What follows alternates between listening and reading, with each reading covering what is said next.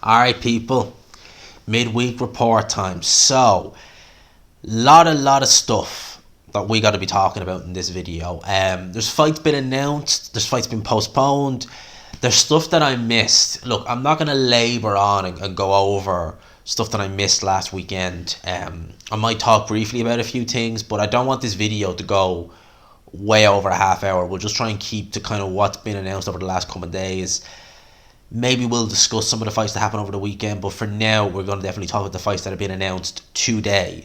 So, the first, and it's ironic, isn't it? You know, my history on here is something else, because whenever I've made videos talking about, you know, when's this fight going to get announced and stuff like that, normally, with the exception of Usyk Fury, I'm still hoping for a miracle there, but normally we tend to get fights announced pretty quick. I was only saying yesterday in a video I did, was it yesterday or the day before, one of the other, that, you know, when's Joshua Whyte going to get announced? It should be announced in the next day or so, and lo and behold, it's announced today. We'll start with Usyk versus Dubois. So that's been announced August 26th. Wrocław, I'm probably saying Wrocław, I think is how you pronounce that, Poland, which I believe is near enough to Usyk's home country. Obviously, that's him defending his world titles against Dubois, TNT pay-per-view. Someone pointed out that TNT stands for Turner Network Television, which someone mentioned Turner. I was like, what the, why, who's Ted Turner, apparently the guy's name is. So that's what's going to be on. It's the new name of ET Sport now. It's going to be on pay-per-view. I mean, God knows how much it's going to be, because Joshua versus Whyte, which we'll talk about now, I mean, that pay-per-view price is extreme. Warren's history, has he done a pay-per-view? He hasn't done a pay-per-view since, or BT Sport actually as well. It's a bit about, they haven't done a pay-per-view since Fury. No, they've done Jake Paul. Sorry, I tell you, they done Jake Paul. But God knows how much they're going to charge for this. You'd worry. You really would worry. But Usyk versus Dubois, my thoughts on that fight. I'm not expecting an upset. Put it like that. Dubois will give it a go. He'll give it a go. He will let his hands go more than Joshua will, but he's also going to leave himself a lot more open to be hit with Alexander Usyk. And I worry about Dubois' mental fragility, you know, because I think that he has shown that in the Kevin Lerena fight, wasn't he trying to finish up in the first round, like even in the corner, and Shane McGuigan was like, no, you're going back out there. So he is some. Now, I'm hoping that fight will have done something for him in the sense of he's wanted to quit, he almost did quit, but he didn't, and he won the fight. So maybe that will show him that actually, do you know what, I can come through a crisis, I can dig deep.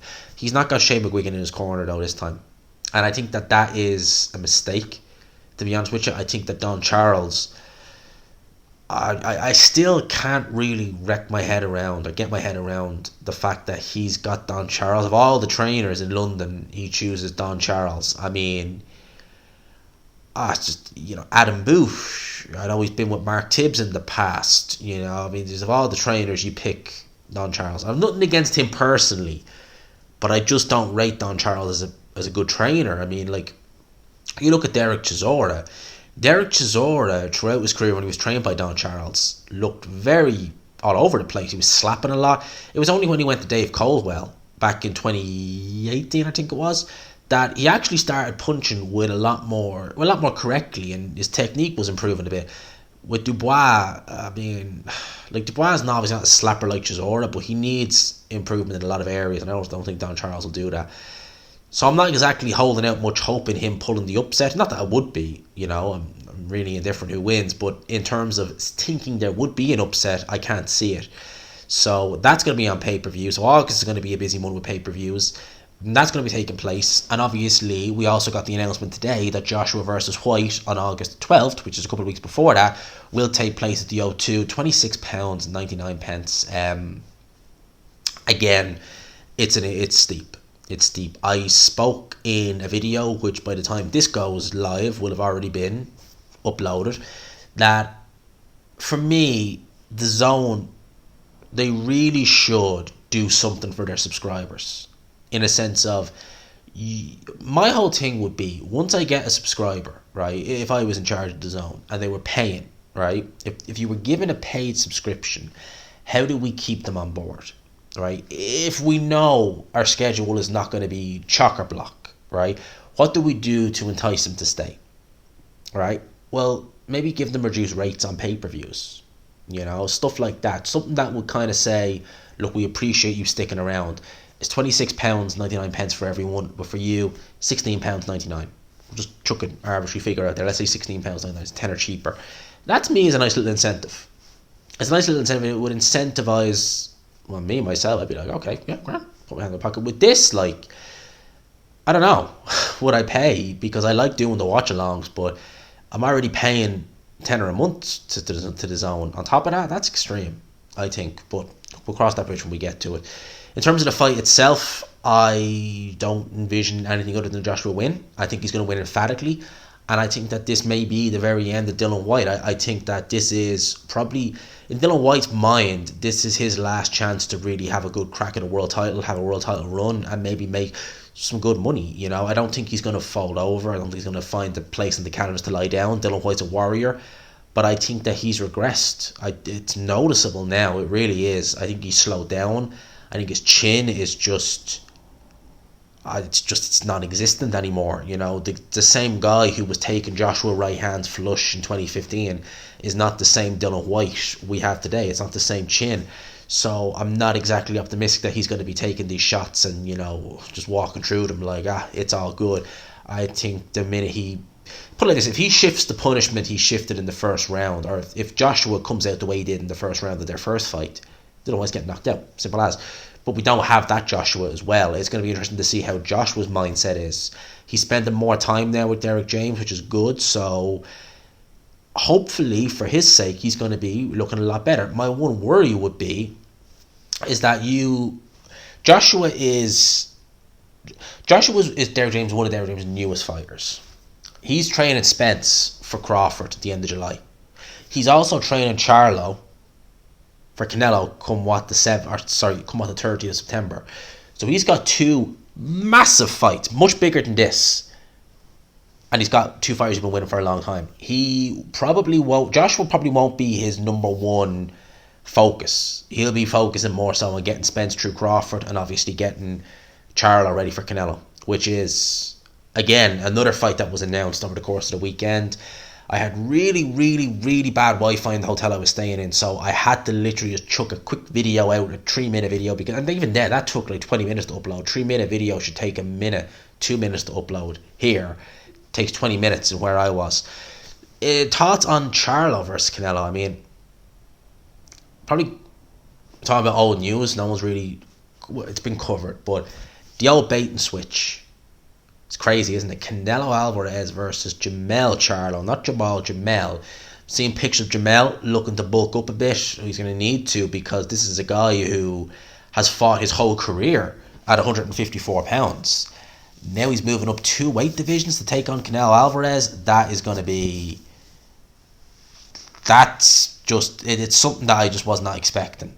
I was not expecting. I'm happy about it. It's going to be a good fight, but... boy, is that strange. It's out of the blue.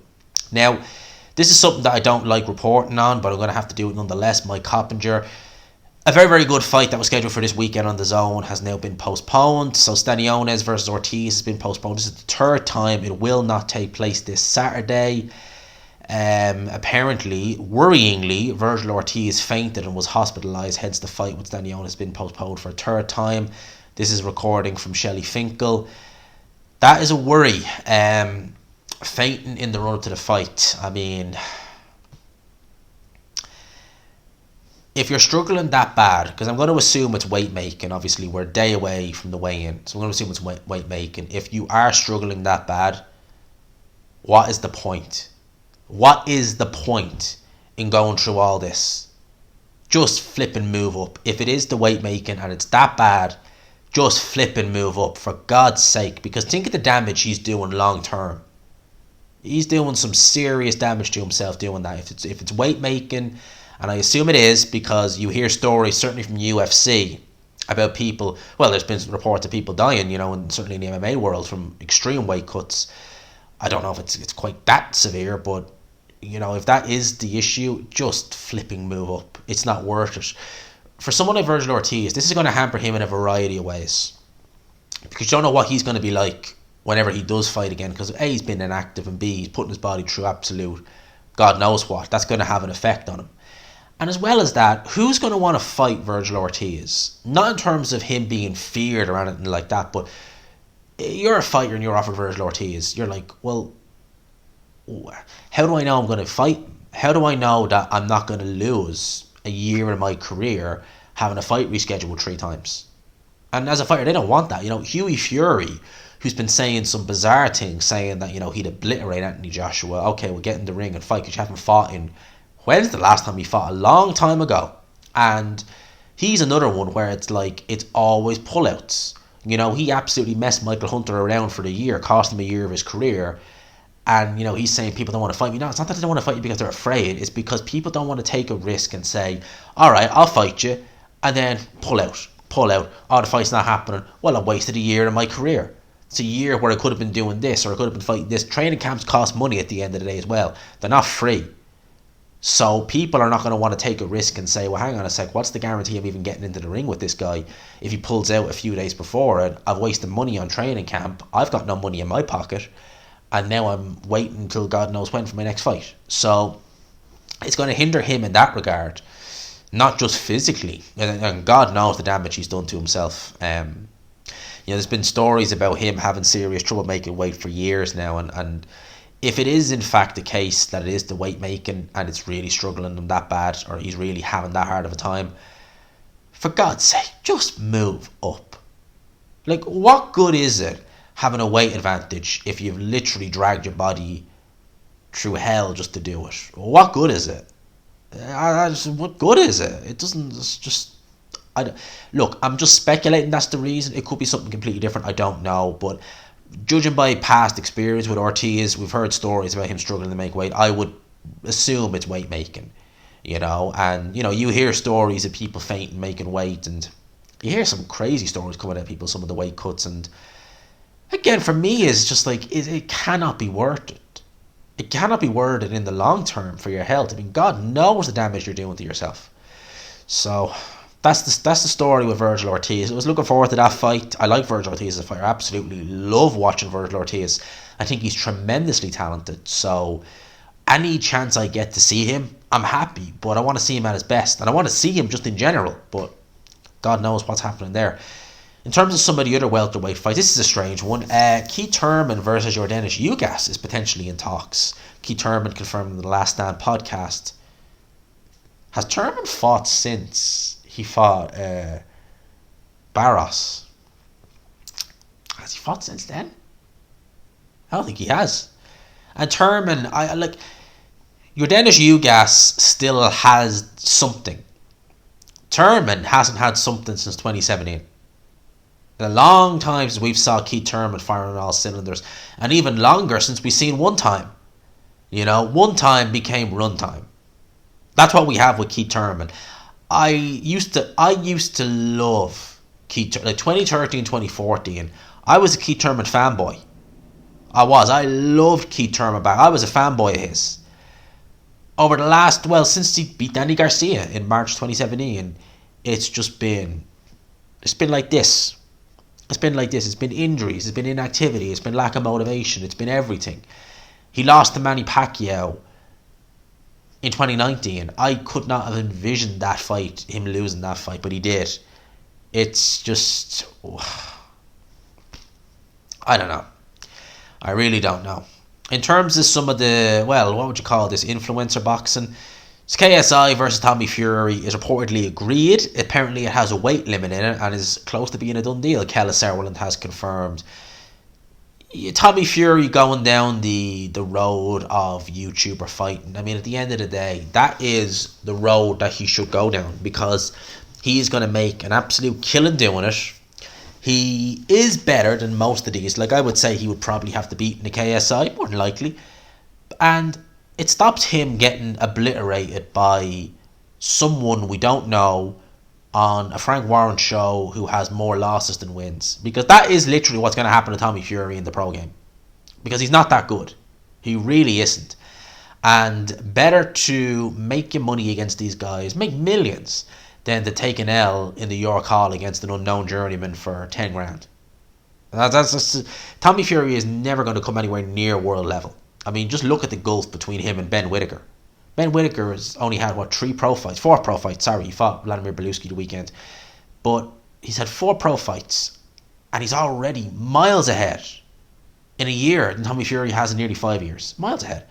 So Fury doing that, can you really blame him? I mean, he's making a killing. And he's got an advantage because he has a bit of boxing background. He's not going to do anything in the pro games. For him to win even an English title would be a serious. You'd be like, what the hell did that happen? You know? So that is the situation with Tommy Fury. Him against KSI. Let's see. Shakur Stevenson has stated that Devin Haney offered him 75-25 split to fight next, but he's rejected that. He says, I don't think I'm the A side. I've just known my worth, and it ain't 25%. I didn't turn down the fight. That was supposedly the first offer. Haven't heard anything since. That was the first offer by Devin Haney. I hope Devin Haney doesn't try and lowball him like he did there. He's not the A side, and Shakur isn't the A side against Devin Haney. He definitely isn't. But he's worth more than 25%. I would be saying 30-35% Shakur. I would be maybe looking and saying, yeah, take that. If Devin Haney is serious about going down the Shakur route, which I hope he is, because I think that's a great fight. I really do. Many of you will know I'm very, very high on Shakur Stevenson. I think he's a tremendous fighter. I think he's tremendously talented. Devin Haney, I rate very highly too, but I don't think he beats Shakur. I don't. I think Shakur is one of those fighters that comes around once in a generation. I really do. He really is unbelievably talented. You know, he just has everything. You know, it lacks a little bit of pop. I'll admit that. It lacks a little bit of pop. But punching power isn't the be-all and end-all. And he's more than enough power to keep you honest. But everything else about Shakur is just tremendous. And I think him against Devin, at 135, 140, I'd be picking Shakur Stevenson each way. But I think at 135, obviously it's undisputed. And he's acknowledging the fact that he's not the A side. But he thinks he's worth more than that. And I think he is too, to be fair. I think he's worth more than 25%.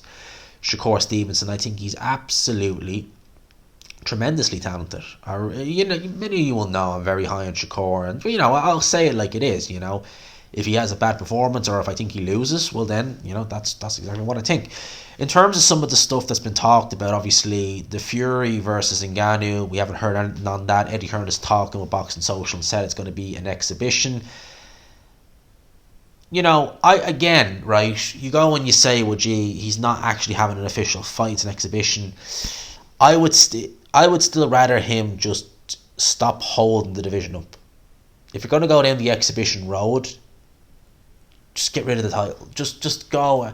I know you could say back in the 1930s, fighters did actually partake in exhibitions, which they did, actually. You know, I think going as far back as the 70s, and I'm not sure about the 80s and 90s, but if you go back to like certainly the 1930s, 40s, 50s, people like that, they partook in exhibitions. You know, they did, whilst they had a title, but I don't know. I just think that Fury should just, if that's the road he's going down, making money, having exhibitions against MMA guys, just vacate. Stop holding the division up. Just stop holding it up. And if you're going to defend your title, defend it against someone in the top 10 who is legit. You know, the Frank Sanchez's of the world, people like that. I also seen, apparently Bakimir Jalilov is signed with Top Rank, and Top Rank's stable of heavyweights, it's just growing exponentially. They've got a great stable of heavyweights. They really do. Jalilov, Anderson, you know, I'm just trying to think off the top of my head. You know, there was Fury.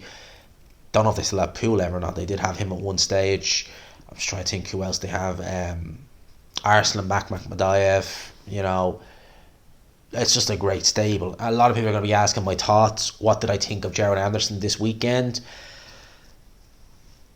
He needed a fight like that where he got rocked, because he's been having that leaky defense for too long now, and for him to get rocked, I'm hoping that will put some hairs on his chest and he'll stop and say, all right, let's not be testing the waters too much, let's tighten the defense up.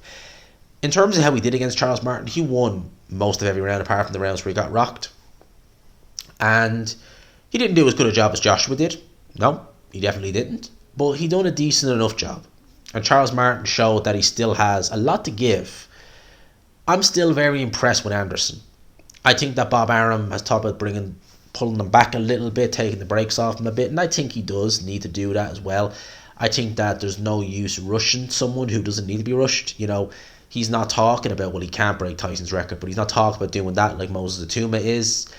I don't know if that's really still the idea. I think that might fade to obscurity, and Frank Warren might try and push that under the rug. That he never said that. Yes, he did.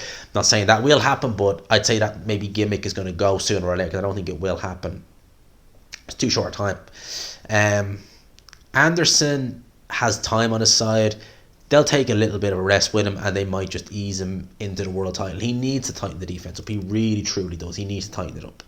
Talk about Luis Ortiz. I've heard people mention that. There's still a risk with Ortiz. He does punch very, very hard, but Ortiz at this stage now really is as slow as molasses. I mean, he really... It's not even funny how slow Ortiz is at this stage. He really is absolutely slow as molasses. He really, truly is. In terms of some of the other fights that were going on over the course of the weekend, I did watch Dalton Smith versus Sam Maxwell.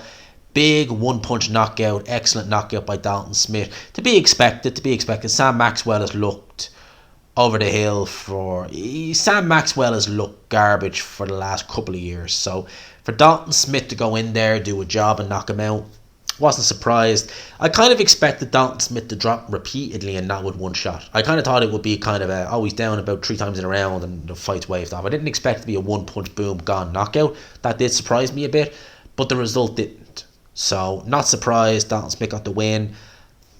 See what they do with him from here. Dalton Smith is a good asset to have for Matchroom. He definitely one of the fighters I'm keeping an eye on here in the UK. So, onwards and upwards. Let's see what he does next. In terms of everything else, I think that's pretty much it. I think we've just got over the 20-minute barrier. I try and get the midweek reports to be around the 20-minute mark. There's not really much happening now. The month of June is a strange one because there's not much going on. There's not really much going on now, really, in boxing up until Spence Crawford and the new A Fulton. It's not a crazy amount happening. But just enough. So we'll keep an eye on the news, and the news as it filters through will always be reporting on here. But for now, I'll leave you with that. Let me know your thoughts and everything on top of this video. Smash the like button on the way in or on the way out. Lads, as always, I hope to God you enjoyed the video. Hope you liked it. As I said, there's things are going to definitely improve on here. We definitely have to do that. In terms of setup and stuff like that, at the end of the day, I am looking to move. So in the next 6 months. So that will come, but I don't know if I'd rather have moved into the new place before then, wherever that may be. Well, it's going to be in the UK. But that will come. Trust me on that. That will come. For now, in terms of everything else, I hope you enjoyed the video. Smash the like button. Hit subscribe, of course, lads, as always. Peace.